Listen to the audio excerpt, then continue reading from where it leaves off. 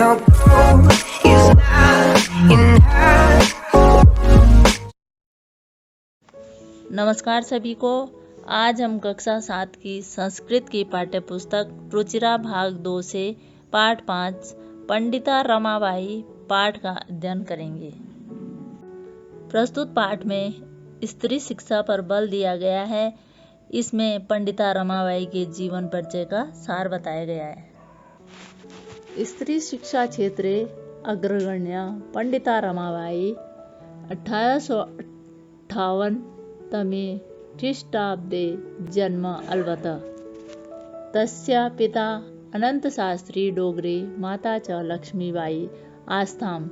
तस्मिन् काले स्त्रीशिक्षाया स्थिति चिन्तनीया आसीत्। स्त्रीणां कृते संस्कृतशिक्षणं प्रायः प्रचलितं नासीत्, किन्तु डोगरे रूढिबद्धा धारणा परित्यज्य स्वपत्नी संस्कृतमध्यापयत्।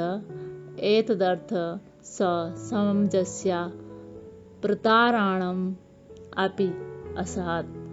अनन्तरं रमा अपि स्वमातुः संस्कृतशिक्षा प्राप्तवती। रमाबाई संस्कृत की विद्वता के कारण पंडिता और सरस्वती उपाधियों से विभूषित की गई। इनका जन्म 1858 ईस्वी वर्ष में हुआ। इनके पिता का नाम अनंत शास्त्री डोगरे और माता का नाम लक्ष्मीबाई थी। उस समय स्त्री शिक्षा की दशा शोचनीय थी। स्त्रियों के लिए प्राय संस्कृत शिक्षा प्रचलित नहीं थी, लेकिन पंडित अनंत शास्त्री डोगरे ने पुरानी सोच को त्याग कर अपनी पत्नी को संस्कृत पढ़ाई, जिसके कारण रमा के पिता ने समाज की प्रताड़ना भी सही। बाद में रमा ने भी अपनी माता से संस्कृत की शिक्षा ग्रहण की। कालक्रमेण रमाया पिता विपिन्न सज्जात। तस्य पितरो ज्येष्ठा भगिनी च दुर्भिक्षपीडिता दिवगता। तदनन्तरं रमा स्वज्येष्ठभ्राता स पदव्या समग्र भारतम् अभ्रमत। भ्रमणक्रमेण कोलकाता प्राप्ता। संस्कृत वैदुष्येण सा तत्र पंडिता सरस्वती चेति उपाधिभ्यां विभूषिता। तत्रैव सा ब्रह्मसमाजेन प्रभाविता वेदाध्ययनम् अकरोत्। पश्चात् सा स्त्रीणां कृते वेदादीनां शास्त्राणां शिक्षायै आन्दोलनं प्रारब्धवती। 1880 तमे ख्रीष्टाब्दे सा विपिनबिहारी दासेन सह बांकीपुर न्यायालये विवाहम् अकरोत्। सार्धैक वर्षात् अनन्तरं तस्य पतिः दिवगतः। समय बीतने पर रमा के पिता गरीब हो गए। उनके माता पिता और बड़ी बहन अकाल से मर गए। इसके बाद रमा अपने सबसे बड़े भाई के साथ सारे भारत में घूमती हुई कलकत्ता पहुंची। वहां ब्रह्म समाज से प्रभावित होकर वेद की पढ़ाई की। बाद में बालिकाओं और महिलाओं के लिए संस्कृत और वेद शास्त्र की शिक्षा हेतु आंदोलन का श्री गणेश किया।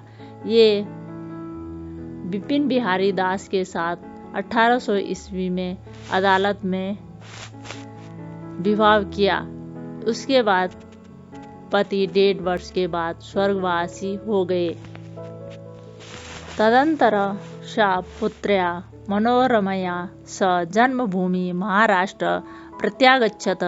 नारीणां सम्मानाय शिक्षायै च सा स्वकीयं जीवनम् अपृतवती। हंटर शिक्षा आयोगस्य समक्ष नारी शिक्षा विषये सा स्वमतं प्रस्तुतवती। सा उच्चशिक्षार्थम् इंग्लैंड देशं गतवती। तत्र ईसाई धर्मस्य स्त्री विषयके उत्तरं विचारे प्रभाविता जाता।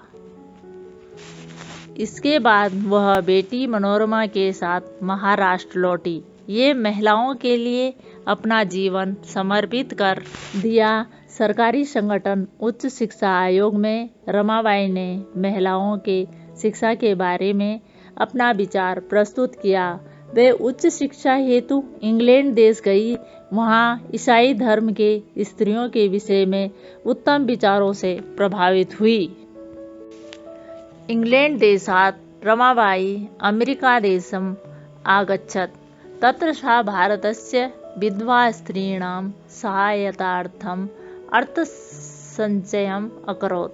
भारत प्रत्यागत्य मुम्बईनगरे सा शारदा सदनं स्थापितवती। अस्मिन् आश्रमे निस्सहाया स्त्रियः निवसन्ति स्म। तत्र स्त्रियः मुद्रणटङ्कन काष्ठकलादीनाश्च प्रशिक्षणमपि लभ्यते स्म। परम् इदं सदनं पुणेनगरे स्थानान्तरितं जातम्। ततः पुण्यनगरस्य समीपे केडगांव-स्थाने मुक्तिमिशन् नामक संस्थान तया स्थापितम्। अत्र अधुना अपि निराश्रिता स्त्रियः ससम्मानं जीवनं यापयन्ति। इंग्लैंड देश से अमेरिका देश को गई रमाबाई वहाँ भारतीय विधवा स्त्रियों के लिए धन इकट्ठा किया। भारत लौटने पर मुंबई शहर में शारदा सदन की स्थापना की, लेकिन यह सदन पुणे नगर में स्थानांतरित हो गया।